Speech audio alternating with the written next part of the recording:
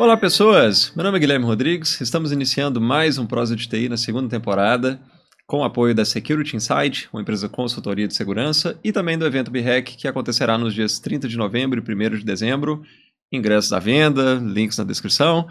Hoje, estou trazendo um camarada aqui que eu conheci no momento como docente, a gente chegou a lecionar junto na mesma instituição. Hoje ele atua na área de infraestrutura com foco em DevOps e Cloud, então a gente vai falar bastante aí para a galera que é de DevOps e Cloud. Muito bem-vindo, Warley Pires. Cara, é um prazer estar aqui, muito legal, obrigado mesmo. Eu que agradeço aí por aceitar o convite, a gente trocou muita ideia ao longo dos episódios anteriores, que às vezes você ia lá, via, comentava, tem pessoas em comum que estiveram aqui, né, que a gente trocou ideia. Mas é isso, bom te ter aqui e ainda não tivemos alguém especificamente para falar de Azure e DevOps. Bacana. A gente já teve aqui pessoal que atua com AWS, enfim, outras frentes, mas vamos falar alguns pontos interessantes sobre essa atuação. Mas eu te conheci, se não me engano, foi 2013. 12? Porque 12 eu entrei na UNA. E aí eu acho que foi 11 então. 11 eu tava no Senac, aí eu fiquei no Senac até meados de 2012, aí fiquei um tempo na UNA e no Senac, depois só na UNA depois de 2012. Então foi por aí, 12, 13, 14. Eu acho que foi um treinamento de Cisco. Ah, verdade, lembrei. Isso foi 2012. Sábado, Isso foi 2012. Com o Gesser. Exatamente. Com o Gesser. Exatamente. E Marcos Flávio também estava nessa turma. Tava a galera toda lá. Tinha uma turma boa lá. Bem legal, Que massa, não tava lembrando que era de lá. Que verdade, eu tava lembrando da UNA. Dos corredores da UNA lá, a gente... Também. Pô, agora me resgatou a memória que eu não lembrava. Eu tenho uma grande lembrança de você de lá, a gente fazia essa discussão. E era o sábado, né? Era o sábado. Era no sábado. Era sábado. Assim... Sem citar nomes, mas a gente teve um momento controverso ali, que era, não do curso, mas de falar de modelo OSI, de camada, de protocolo. Aí o professor falando de camada 4, e a gente, TCP, UDP, aí teve um que gritou ICMP. Aí eu, meu Deus! Foi foda. A sala era bem homogênea. Mas é isso aí. Antes da gente chegar em 2012, como que a TI chegou na sua vida? Como é que foi a trajetória profissional e também acadêmica, cursos que você realizou, enfim, empresas que passou. Bacana. Como é que foi esse processo? A TI chegou na minha vida no início da década de 90, 93, mais ou menos. Meu irmão Wesley comprou um Amiga 500. Nossa, não sei se você conhece. Eu só conheço na foto. Ele comprou uma Amiga 500. Ele já era casado, mas ele deixava eu ir para casa dele. E aí eu jogava The Shadows of the Beast, que era um jogo que tinha famosão na época, e um simulador de Fórmula 1. Então a ATI chegou pra mim assim, eu vi o Amiga a primeira vez e tal, eu fiquei encantado, eu tinha visto só DOS, né, enfim, eu já fazia curso de DOS na época. Então foi a primeira vez que eu vi uma interface gráfica que eu inseri um disquete, ele foi montado automaticamente, então assim, foi uma paixão, eu fiquei assim, meio completamente abismado assim, com a interface gráfica dele, com o mouse. Depois eu vim conhecer o Windows 95 e vi que tinha muita coisa de lá do Amiga. Então, assim, a primeira vez que a TI chegou pra mim foi assim, junto com os games, e foi bem legal. Eu não tive, assim, nessa época eu ainda não atuei, eu não tinha PC, enfim. Então eu era mais dos games mesmo, né? A coisa era jogar. Então a ideia principal do Amiga lá era jogar, mas foi o que abriu, foi o primeiro computador pessoal que eu tive realmente contato. O primeiro que eu tive foi... Eu não lembro o ano exato, mas era década de 90 também. Foi um 486 DX266 com 400 MB de HD. E aí eram os joguinhos, nossa, eu não vou lembrar a memória RAM quanto que era não, mas era pouca coisa também, acho que era 4 MB de RAM. Era algo assim. E aí, CD, jogos, jogo que eu queria, e aí começou o fluxo. E ali você se divertindo lá. Depois que eu um tempo sem PC, fui ter contato só no fim da adolescência, e aí fui fazer curso na área para formatar máquina e comecei a entrar por aí.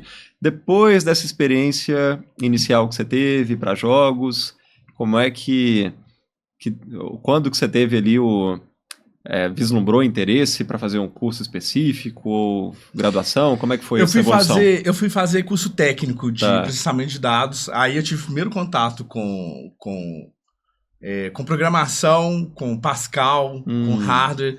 Então foi o meu primeiro contato ali. Eu gostei muito, assim. De primeira eu falei assim, eu quero fazer isso. E eu não terminei, assim, um detalhe engraçado que eu não terminei, porque logo em seguida eu já iniciei a minha vida profissional. O Wesley, de novo, um abraço, Wesley. Ele era gerente de TI de uma editora gráfica considerável, tinha mais de 500 funcionários. E aí eu fui para lá. Então eu fui aprender hardware, formatar, instalar na prática, né? Eu cheguei lá sem só o que eu sabia do curso técnico, que ajudou bastante. Eu fui substituir eu entrei para substituir uma empresa que fazia contrato de manutenção. Que legal. Então aí o que eu fiz lá de início, assim, foi até engraçado, porque eu contava na escola e os colegas zoavam, assim, literal, assim, tinha caixas e caixas de disquete. Tá. Que eram livros compactados em ARG, então eu ficava dando ARG lá e trocando disco. Sério, teve um colega meu que até me apelidou de argeador. O que o ARG tá fazendo? O ARG é argeador e tal. Então esse foi um dos primeiros contatos, assim. Lembro também de instalar o 95, o Windows 95 usando Zip Driver. Nossa! Então foi aí que eu comecei. E aí logo depois eu comecei a administrar a rede. Uhum. Lá era grande, enfim, tinha 2 redes, uma de produção e uma administrativa. Então eu aprendi o Windows NT ali na prática, administrando rede, e ali foi minha paixão, né? Assim, gostei demais desse lance de controlar o usuário, de ver log, de ver quem apagou pasta, de dar permissão. Então isso me encantou. Assim, cara, é isso que eu quero fazer e tal. E eu via muito a galera indo dar consultoria lá e tal. Poxa, eu achava aquilo muito legal. Falei, eu quero fazer isso também. E o Wesley saiu da empresa e eu continuei. Eu fiquei no lugar dele incrível, né? Em 8 meses eu já consegui administrar as 2 redes. Já estava ali com uma boa base do NT ali. E a rede lá, assim, era muito rica. Eu usei lá muitas vezes em muitas aulas do Senac, porque lá a gente tinha uma rede NetBEUI, que tinha IPX SPX, Nossa. Que tinha Apple Talk. Então, assim, tinha os NTs, então a gente criava um volume MAC para poder os Macs ver. Então tinha todos esses protocolos lá. Então, assim, foi uma experiência muito legal. Assim, nossa, eu aprendi muito lá, muito mesmo. Em 99 eu saí. E aí, essa editora eu saí pelo motivo dessa revolução tecnológica, né? Vieram as máquinas digitais, e aí as 2 empresas que faziam os livros, que eram Promove e Pitágoras, né? Eles dividiram esses livros em gráficas menores. E aí eu peguei, a gráfica acabou tendo dificuldade, eu acabei saindo, eu me desliguei em 99 e eu acabei indo para a mesma área gráfica, que na época era uma empresa chamada Compor, que a gente chamava de birô, né? Naquela época, os conhecimentos de rede, de NT, eram todos importantes para o que eu estava fazendo lá. Mas lá, o foco mais era o que a gente chamava de análise de pré-impressão. Tá. Então, assim, eu era mais preocupado com a qualidade do material que ia sair lá na gráfica. Então, tinha que entender um pouquinho de PostScript, tinha algumas máquinas lá israelenses, alemãs. Então, assim, eu fazia vários cursos com o pessoal de São Paulo, vinha um pessoal, né? E aí aprendi a mexer na máquina. Lá era a maioria, 90% da rede era Apple. Então, aí foi uma segunda fase onde eu me apaixonei completamente pelo sistema operacional. Então, assim, em 2000 eu não esperava o Windows 2000, nem NT, nem o AD, nem nada, assim. Eu esperava o macOS 10, eu lia sobre o Aqua, sobre as tecnologias que ia ter, enfim, sobre ele ser um like a Unix, né, enfim. Então, tudo que eu esperava naquela época era em cima dessa área gráfica, que era um trabalho bem bacana. Eu curtia bastante, assim. Lembro de andar em Belo Horizonte, naquela época ainda tinha outdoor, né? Então, assim, de 10 outdoors, assim, 7 a gente tinha lá, passou por lá. Então, o que a empresa fazia? A gente fazia o fotolito, né? Assim, que ia para a gráfica poder gravar a chapa e aí imprimir. Então, toda aquela qualidade de impressão, ela dependia do trabalho que a gente fazia lá. Então, tinha um rapaz que ia lá, media a densidade do químico para ver se era a mesma, enfim. Então, era um trabalho, assim, minucioso, de cor, de qualidade, né? E aí agregou muito esse conhecimento que eu tinha de NT, porque lá também tinha, né, o NT para servir algumas impressoras, mas a grande maioria era realmente Apple. E foi assim, foi uma fase bem legal, eu curti bastante. E aí, de novo, veio as tecnologias e o lance de pré-impressão, né, acabou, né? Então, assim, agora eram as máquinas digitais. Então, aí eu vi que aquilo ali já não tinha mais... Perdeu aquele ar romântico, né? De trabalhar, de fazer análise de pré-impressão, né? Então, a coisa já estava mais direta. E aí eu decidi sair. Foi mais ou menos em 2002. Tá. E aí eu comecei a trabalhar, e enquanto isso só com segundo grau científico, né? Ainda não tinha despertado vontade de fazer graduação. Só um parêntese aí. Nessa época das impressões, o pessoal fazia impressão em papel vegetal, né? Isso, exatamente. Exatamente. Lembro disso. Isso aí ainda foi antes. A Compor, por exemplo, usava lá outras tecnologias bem mais avançadas, e era um negócio bem bacana, mas usava-se para tirar as 3 cores, né? YK, enfim.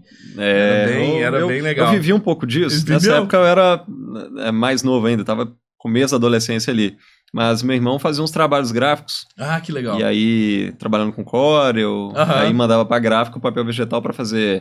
Alguém fazer cartão de visita, algo do tipo. Então tinha Bacana. Esse trabalho aí. Ele tinha todo uma questão com as impressoras, de ter resolução ou não para suportar. Isso, então, exatamente. O nível de PostScript, o modelo, enfim. Vi um pouquinho, mas legal, só vi. Né? E aí o trabalho principal era resolver pepino. Por exemplo, por que tal anúncio não sai? Aí a gente ia fazer um trabalho para poder abrir o arquivo. Às vezes era uma fonte, às vezes era uma foto, às vezes era uma fonte que a impressora não conseguia fazer download, a gente tinha que ir lá e ajudar ela. Era um trabalho bem punk, assim, era... Tenso. Aí depois disso, você começou a ter contato de fato, então, com o Windows 2000, IAD...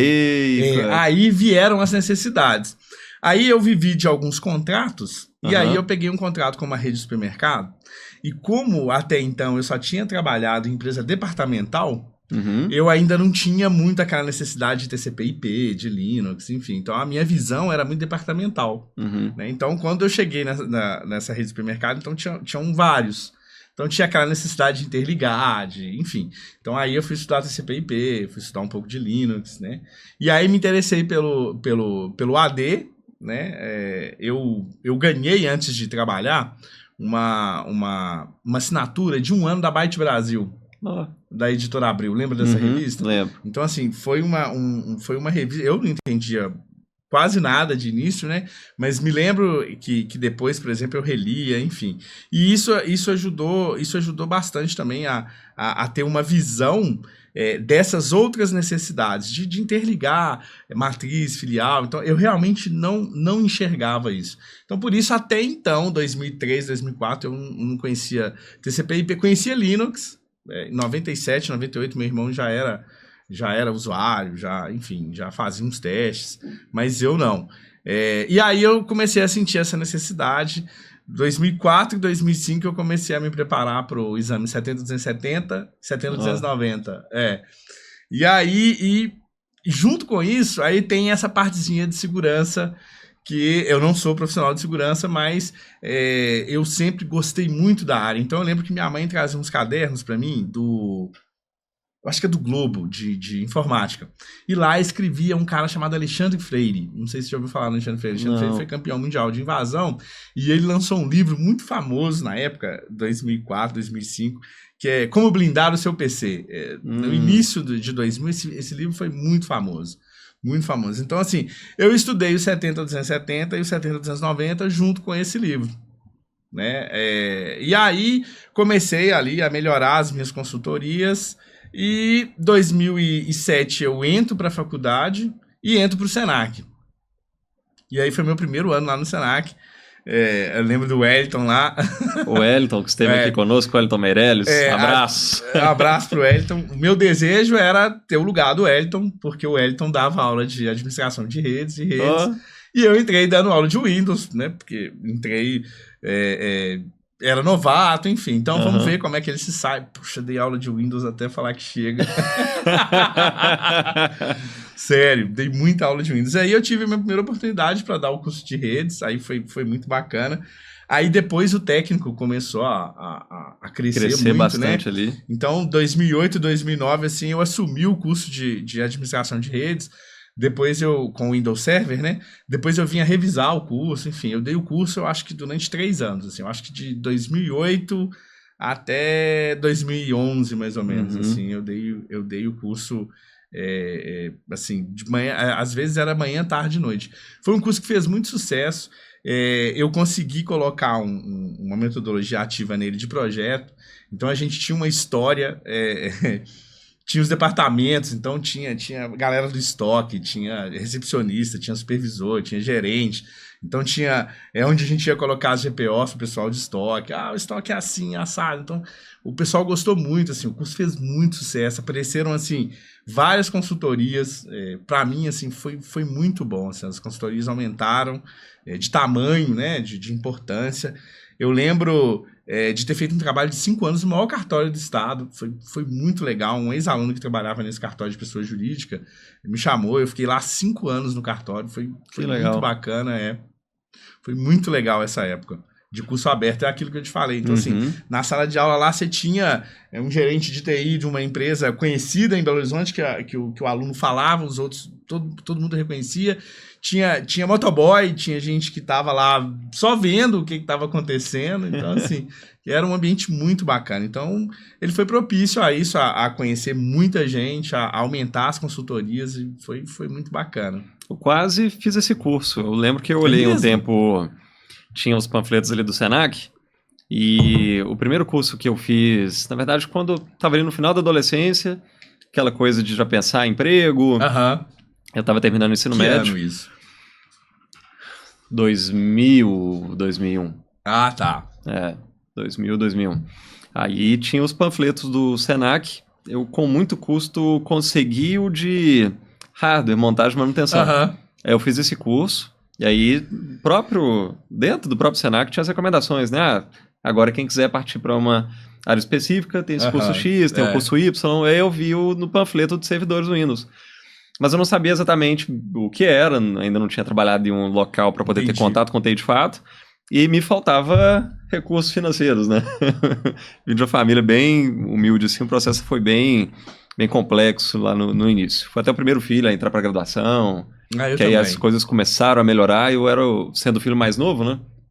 Aí a gente começou a ter É muito parecido com a minha história. Melhoria, e aí, ok, agora dá pra fazer graduação. Eu tinha conseguido um emprego de técnico, e aí, não lembro o valor exato, mas sei lá, o salário acho que era 620 e a faculdade era 580. Aí sobrava mal o pão de queijo que eu comia no intervalo. E aí foi o começo. Cara, é uma luta. É tenso. Mas... Partindo deste momento lá no Senac, você estava na graduação. A graduação foi em quê que você fez? A graduação que eu estava fazendo era Engenharia da Computação. Ah, tá. Era na Universidade do Sul de Minas, a Unis. E assim, só que naquela época, o conteúdo que... Eu cheguei a fazer um semestre. Só que a demanda de curso aumentava. E aí entra o Marcos Flávio na história. O Marcos Flávio vai dar aula lá, enfim... E aí eu muito interessado por segurança, aí eu consumi os livros todos dele, enfim. E aí ele resolve lançar um curso gratuito lá, um curso aberto de segurança. E aí foi o primeiro, né? Foi o primeiro no estado, enfim. E aí quem que tinha para dar era eu, né? Eu falei, então vamos preparar. E aí eu me preparei para ele. Nessa época, a demanda dos cursos estava muito alta. Então, assim... o conteúdo da faculdade era um pouco incompatível com o que eu estava precisando ali para o Senac naquela hora, para dar as aulas. Então, eu decidi trancar e aí eu foquei em resolver aquelas habilidades necessárias ali que eu estava precisando naquele momento, né? Uhum.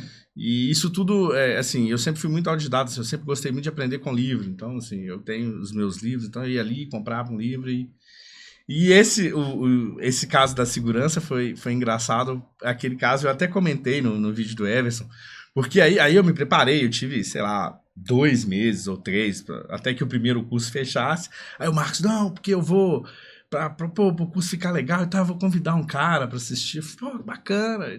E, cara, 3 dias de curso e tá lá o Everson. E no 3º dia de curso eu fui saber quem era o Everson. Everson Guimarães, Crash, teve aqui com a gente na temporada passada. Um abraço. E aí, cara, eu fui ver... detalhe, pra quem não sabe, fundador do BREC. Exato. Maior evento de segurança da informação daqui de Belo Horizonte. Cara, ficou grandaço. Tá gigante o evento. Tá gigante, E aí, cara, eu tô lendo lá me passaram me passaram para ler um tutorial, um artigo, e era dele, eu não me lembro o site, era um site famoso de segurança na época. E aí que eu fui entender o que era. Eu lembro de estar andando em sala de aula, assim, ó, e esse curso foi riquíssimo, com ele lá em sala e tal, e vendo ele com o Excel aberto e chamando lá o CMD e dando IBconfig, eu falei assim, nossa, e tal. E era muito bacana, assim, ele contribuiu bacana pro curso, o curso foi muito bacana.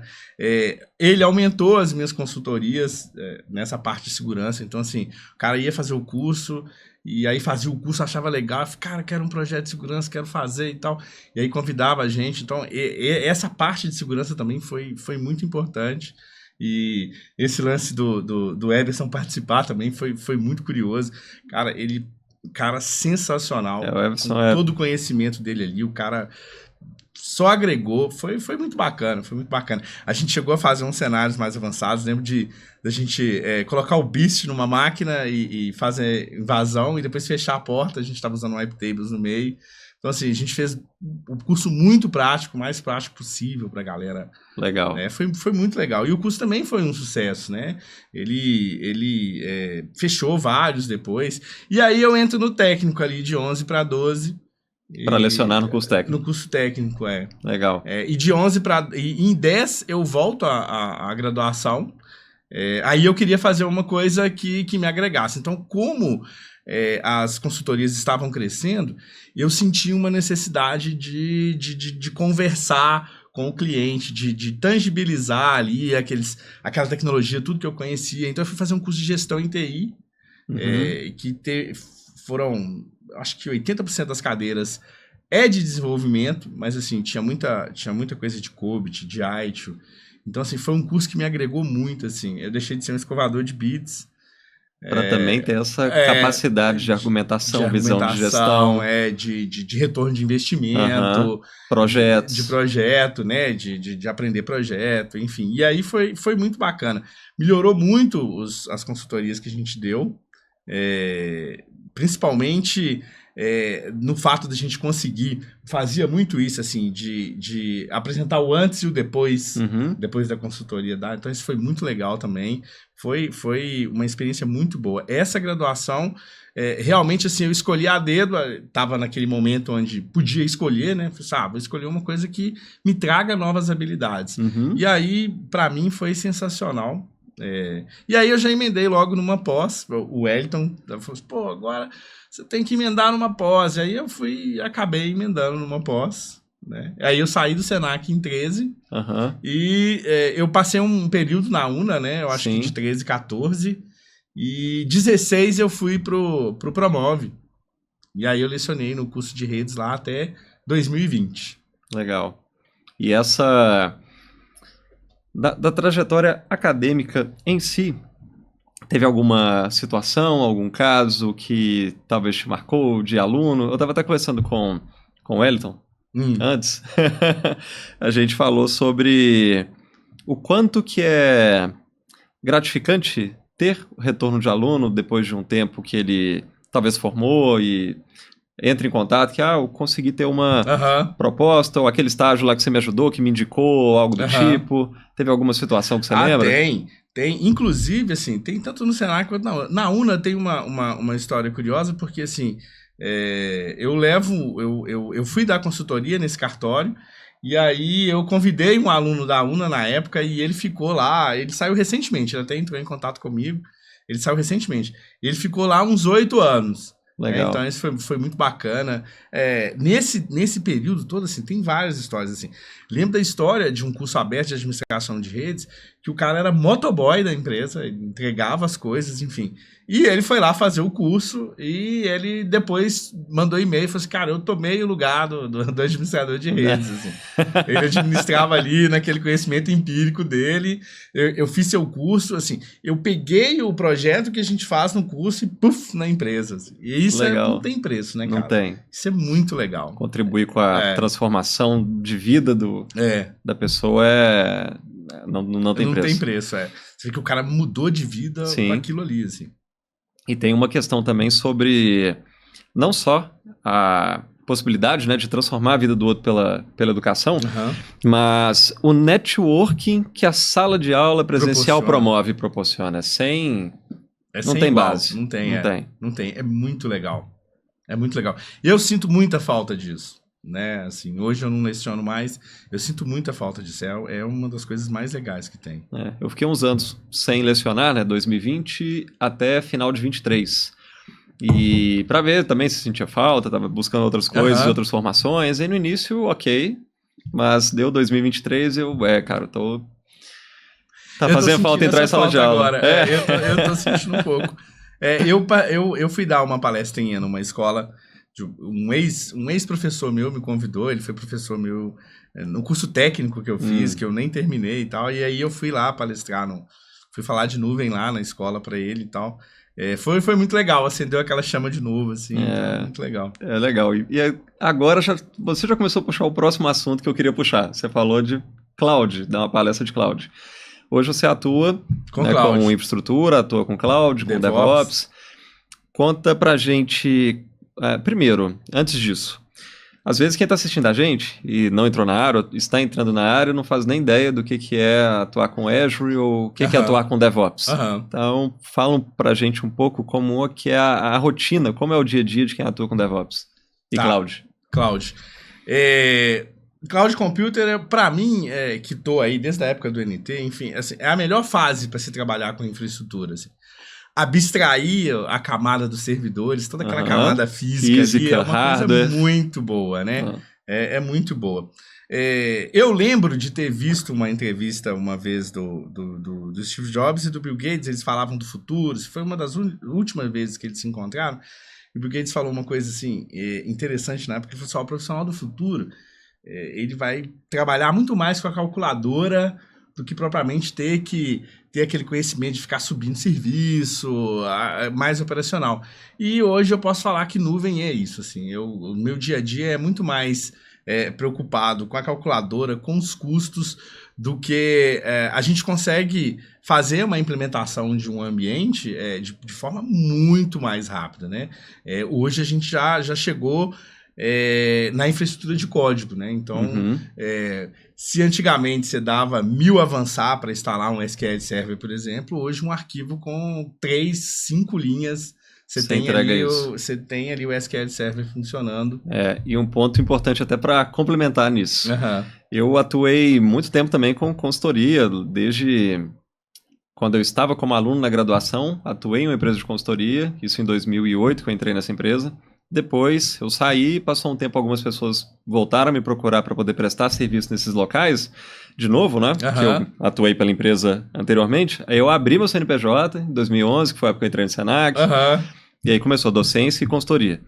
Mas nestas empresas, quando a gente implementar um serviço novo, faz a aquisição, chega o servidor. Exatamente. Na hora que chegou o servidor, a gente tinha que fazer a instalação física dele, tem lá o CD do sistema operacional, faz a instalação do SO, dos serviços, do que você tinha que fazer, CD, baixar conteúdo. Do início de ligar na tomada até a gente entregar um serviço pronto, cara, isso era horas, às vezes até mais de um dia. Até mais de um dia. Né? E hoje a agilidade você vai lá no Terraform, 4 linhas, está pronto. Hoje a agilidade da nuvem é uma coisa impressionante, né? Você tem ali a rapidez que você precisa para responder à necessidade do negócio. Então, assim, nuvem hoje é tecnologia de ponta mesmo, né? Assim, a nuvem hoje proporciona a gente de infraestrutura fazer determinadas mágicas, né? Porque antes, coisa que demorava muito tempo, hoje é muito mais rápido. Como é que eu cheguei nisso? Em 19, eu senti ali meio estagnado, dando aula, e comecei a estudar AWS, gostei muito, né? E aí, em 2020, aí eu decidi estudar Azure. Eu vi que o mercado tava bem grande, né? A necessidade profissional tava só aumentando. E aí eu decidi fazer uma certificação. Eu fiz a Z900. E aí eu consegui uma colocação nessa empresa que eu estou hoje. E lá dentro da empresa eu comecei a ver essas necessidades. O DevOps nasceu ali, né? Porque aí eu comecei a ter outras necessidades. Por exemplo, aquela coisa de VM, né? Na nuvem, porque assim, voltando um pouquinho, ali 2011, 12, quando eu te conheci, eu estava muito focado em virtualização. Também plantei muito VM nessa época. Eu estava com Hyper-V. Mas assim, mas muito mesmo, muito. Tava extremamente focado. O projeto no cartório foi até de virtualização de 100% dos desktops, dos servidores, enfim. Então eu tava muito ali dentro. Então, uma evolução natural disso seria a nuvem, né? E quando eu cheguei na nuvem, eu vi que a IaaS, a infraestrutura, né, como serviço, né, não é muito, assim, o custo disso não é vantajoso, né? O famoso lift and shift, você só pegar a sua VM e levar ela lá para cima, assim, você não está resolvendo nada, né? E aí vieram as necessidades de estudar container, voltar a estudar muito Linux, né? Enfim, então foi aí que o Windows Server deixou de ter o lugar dele e o Linux veio com tudo, né?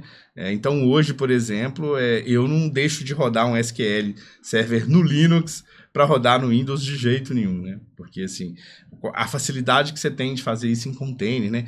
E a possibilidade que a gente tem no trabalho de hoje. Eu lembro que eu escutei isso numa palestra da Microsoft em 2012, eu demorei um pouco para poder entender. Que é o seguinte, a possibilidade de você desacoplar o sistema dos dados, né? Então ali o container é uma unidade, os dados é outra unidade. Então assim, é muito fácil de você se recuperar de desastre, de você replicar isso para outro lugar. Então assim, é uma evolução da virtualização, né? E aí a outra necessidade que veio depois do container foi Kubernetes, né? Então, hoje usando muito o AKS, né? Que é o serviço de Kubernetes do Azure. O Azure, que é essa plataforma, né, como a gente estava conversando aqui de computação em nuvem, que oferece todos esses serviços, né? E aí eu acho que o grande desafio do profissional de DevOps e de Cloud é realmente sair da IaaS e ir ali para o PaaS, né? Hoje, na empresa onde a gente trabalha, por exemplo, todos os servidores web são PaaS, né? Plataforma, e os bancos também estão seguindo para isso. Hoje, você tomar conta de VM você ainda tem ali um trabalho, né? Você abstraiu a camada física, mas você ainda tem a VM, você ainda atualiza, você ainda se preocupa com ela, você ainda olha log, né? E aí entra microserviço, entra outras questões que tem sido... Que auxilia muito também a pessoa ter conhecimento desse deploy de infraestrutura como código também. Isso. E aí entra Terraform e outros. Cara, o Bicep, né? Que é o que a gente está usando no Azure agora, Legal. Que é uma novidade deles lá, que está bem poderoso também. E pensando nessa atuação em DevOps, Cloud, tem algum aprendizado que aconteceu ao longo desse processo que talvez você gostaria de ter aprendido antes, que facilitaria esse caminho? Aí é aquela notícia, assim. Eu lembro que dos corredores, assim, era engraçado. O Marcos brincava com o cara e falava assim, o Arlen não gosta de Linux, né? Assim, Linux, hoje, para quem quer trabalhar com DevOps e Cloud, assim, Linux é essencial, né? Hoje, Linux é essencial. Grande parte dos microserviços roda em cima de Linux, né? Então, assim, container é em Linux, né? A gente não usa container em Windows. Então, assim, o Linux é hoje eu vejo que se eu tivesse dado mais atenção, seria mais fácil, por exemplo, hoje, né? A minha entrada nessa área de DevOps, até mais do que conhecer um pouco de código, né? Uhum. Não para participar ali da equipe de desenvolvimento, enfim, mas você conseguir ali no Terraform, no Biceps, enfim. Tem no DevOps também, que é automação, né? Que é o mais importante que tem. A automação é você pegar ali o repositório de código, né? O cara ali faz aquele commit ali, final para aquele repositório, e ali automaticamente é feito o build e o deploy disso, né? Então você não tem esse intervalo de alguém sentar ali, fazer o build, fazer o deploy, né? E ficar ali agora. Isso é tudo automático. O cara jogou lá e já está lá em produção. Boa. Isso é muito bacana. Essa automação em DevOps é o grande tchan. E tem muita interação com Linux aí, né? Tem muita interação com Linux. Eu já vou aproveitar aqui, ó, momento merchan.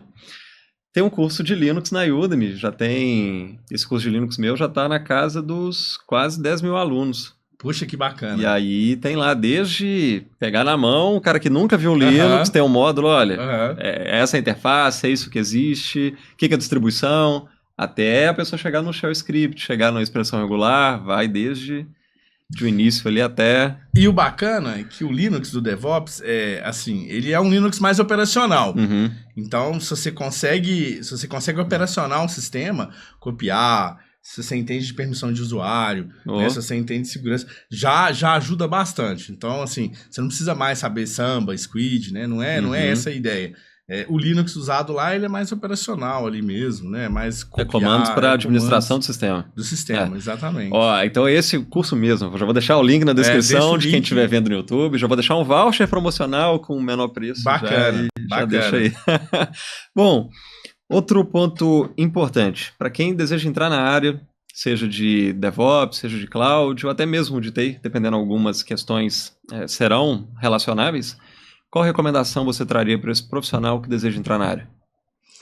Olha, eu acho que o mais importante para mim, por exemplo, foi fazer bons cursos. Né? Assim, você precisa estar apoiado num bom curso. Tá? Num curso que ali te faça mudar. E eu acho que o principal é aprender uma ferramenta, né? Por exemplo, pegar esse curso de Linux, por exemplo, e falar assim, não, essa habilidade já está comigo, né? Então, assim... Dominar a habilidade. Isso. Aquilo que eu falei sobre a decisão de continuar na faculdade ou estudar aqui as tecnologias que eu preciso para poder dar mais curso, né? Então, essa hora, por exemplo, eu precisei optar por aprender as ferramentas, né, de forma mais direta do que propriamente dito tá lá no curso. Então, assim, eu acho que para entrar na área, né, a parte acadêmica é importante, mas o principal de tudo é você mão na massa. Profissional de TI que não sabe fazer algo é complicado, né? Assim, é preciso aprender a administrar um sistema operacional, Linux ou Windows, é preciso dominar uma tecnologia, né? Porque na hora do problema mais a fundo ali, não é o chat GPT que vai resolver, não. Que vai resolver, não. É o conhecimento do cara, o conceito dele que vai... Ajuda muito, né? Ajuda, mas se você não conhece, assim... E é legal, assim, às vezes você vê que ele tá errado, fala assim, não, mas isso aqui tá errado, desculpa. Tem então, disso. assim, não é que você vai chegar lá e vai falar assim, eu quero isso, você vai receber, né? Não é assim. Você precisa desse fundamento. Então, assim, Linux, por exemplo, é fundamental, né? Na nuvem hoje, praticamente tudo roda em Linux, né? Legal. Tudo, né? Na empresa, por exemplo, hoje existem, por contratos que são muito grandes, servidores Windows com SQL, mas que a gente já imagina esse processo de migração. Porque você tem aquele tratamento ali todo de atualização, enfim, né? E é uma dor de cabeça, né? E aí vai sair o Windows Server 2025 daqui a pouco, vai ter que trocar o SO. Exatamente. Termina o ciclo de vida do produto. Exatamente. É complicado. Tenso. Olha, ao longo dessa prosa, a gente falou de alguns profissionais que a gente conheceu, que atuam em conjunto, citamos muitos nomes aqui. Tem mais alguém que você gostaria de citar ou mencionar que teve, em algum momento de toda essa trajetória, foi muito importante no seu processo? Cara, o Wellington foi um cara importante, assim, eu acho que aquele clima que tem o clima que nós tínhamos ali de parceria? De parceria, de certa rivalidade, quando a gente chegou, igual ele brincou aí, eu acho isso muito importante. Era um time muito grande, né? Enfim, e eu aprendi ali com todo mundo, né? Aprendi muito com o Sauer também, enfim. Legal. Era uma galera muito com o Marcos, né? Enfim, a parte de segurança que eu aprendi com o Marcos, para mim, foi importantíssimo. Por exemplo, recente, eu participei de um projeto de LGPD. Eu fui fazer a parte de tecnologia, com Office 365, com Azure Entra, né? E para mim foi, assim, o que facilitou mesmo entender a LGPD e tudo foi toda essa casca que eu criei com os cursos de segurança do Marcos, implantando os projetos de segurança. Então, isso facilitou bastante, né? Participar desses projetos. Não, legal demais. Para quem não entendeu, às vezes, né, dependendo do que você citou o Wellington Meirelles brincou, rivalidade, a gente se encontrou aqui antes. Aí o Wellington Meirelles brincou assim, lembro que eu cheguei pra você e falei, pô, eu não gostava de você de jeito nenhum e tal. E eu querendo o lugar dele. Mas eu acabei pegando, né, assim, ele foi pra outro lugar, né, enfim, todo mundo melhorou, né? Sim. Alguém foi dar o Windows, enfim. Alguém foi falar de AD, criar usuário. Exatamente. Carol chegou também pra isso. Carol, Marcos Flávio, a turma toda lá. Olha, bom, essa prosa poderia durar muito mais tempo, tem muita história, mas acho que é isso. Obrigado demais por ter vindo. Bacana, cara. Foi um prazer. Foi legal. Foi massa demais de ter aqui, rever depois de um bom tempo. De um bom tempo que a gente não encontrava. Exatamente, muito tempo. Acho que tem, sei lá, 10 anos. Olha, última pergunta pra gente fechar. Se você pudesse voltar no tempo, ir lá no Arley que viu o Amiga 500, falando nisso, o Amiga 500 hoje eu vejo só pelo Raspberry, a foto, que eu tenho um emulador lá, o Recalbox. Aí no Recalbox tem a foto de todo mundo. Tem a foto de todo mundo. Mas, se você pudesse voltar no tempo, ir lá no Arley que estava começando ali o contato, vendo o Amiga 500, qual mensagem você levaria para ele? Cara, você precisava ter estudado mais programação. Né? Hoje é uma habilidade que eu corro mais atrás. Do meu DevOps, o meu Dev é o mais defasado, é o que eu mais procuro. Então, hoje eu brinco muito com Python, né? Então, eu acho que programar é extremamente necessário, né? Para segurança, então, sim, né? E segurança eu acho que é o que difere, né? Assim, muito. Porque dependendo até do escopo de atuação, vai demandar essas habilidades, né? Tanto redes, conectividade, para entender protocolo, porta, e a configuração dos serviços para ver possíveis falhas, e ainda programação para tentar explorar algo. É multidisciplinar demais. É multidisciplinar. E se você não tem programação, né, se você não entende, então o que eu falaria para ele é isso, cara. Precisa estudar desenvolvimento também, né? Não pode ser só infra. É isso. Eu acho que eu falaria isso para mim também. Mas é isso. Bom, obrigado demais pela participação. Valeu, cara. Valeu. E é isso. Bom, muito obrigado. Até a próxima e até lá.